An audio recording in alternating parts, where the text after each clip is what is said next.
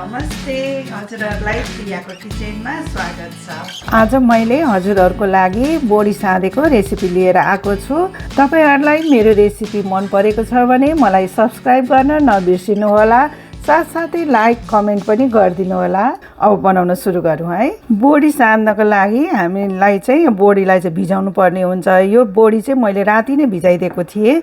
अब यसलाई चाहिँ अब भिजिसकेको बोडीलाई बोइल गर्नुपर्छ। मैले हिट अन गरेर कुकर राखिसकेको छु। अब यो कुकरमा बोडी राखौँ। अब कति पानी राख्दा बोडी ठिक्कको पाक्छ त्यो अनुसारले राख्ने। त्यसपछि यसमा बेसार राखिदिउँ। आफ्नो स्वाद अनुसारको नुन राखौँ। नुन अहिले राखिदियो भने चाहिँ बोडीमा राम्रोसँग भित्रसम्म स्वाद जाने भएको हुनाले अहिले नै राखिदिएको राम्रो। पछि फेरि पनि राख्नुपर्ने हुन्छ। अब नुन र बेसार राखिसकेपछि यसलाई मिक्स गरिदिउँ। अब बिर्को लगाएर कतिमा पाक्छ त्यति सिटी लगाउँ। अब हिटलाई अफ गरेर सेलाउन दिउँ। कुकर सेलाइसकेको छ। अब हेरौँ, एकदम राम्रो ठिक्क पाकेको छ। यो साध्नको लागि पर्फेक्ट छ। अब यसमा भएको पानी छानेर राख्नुपर्छ। बोडी छानिसक्यो। अब यसमा राखौँ एउटा बलमा।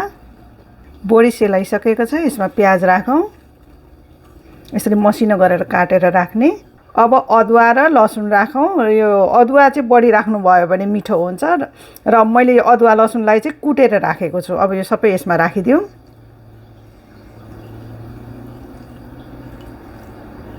अब कागतीको रस पनि राखिदिउँ। हरियो खोर्सानी काटेर राखेको छु, यो पनि राखिदिउँ। यदि तपाईहरुलाई पिरो खानु मनपर्छ भने अझै खोर्सानी राख्न सक्नुहुन्छ। अब रेड चिल्ली पाउडर राखिदिउँ। अब बोडीलाई झान्नुपर्छ। मैले हिटलाई अन गरेर प्यान राखिसकेँ। थोरै तेल राखौँ। थोरै मेथी पनि राखौँ। दुईटा सुकेको खोर्सानी पनि राखिदिउँ। अब झान्दिउँ।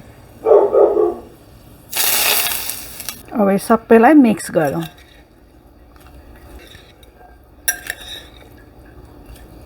बिरे नुन राखौँ। भुटेको जिराको पाउडर राखौँ र यसलाई पनि मिक्स गरौँ। यो भुटेको जिरा बिरे नुन राखेको ठाउँमा चाहिँ तपाईहरुले चाट मसला राख्नुभयो भने पनि हुन्छ।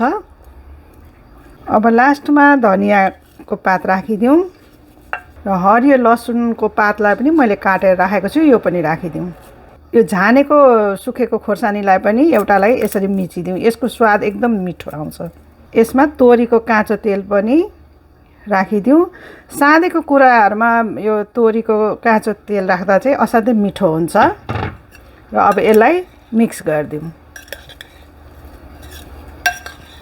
यम्मी यम्मी बोडी साँधेको तयार भइसकेको छ। अब म यसलाई सर्भ गर्छु है।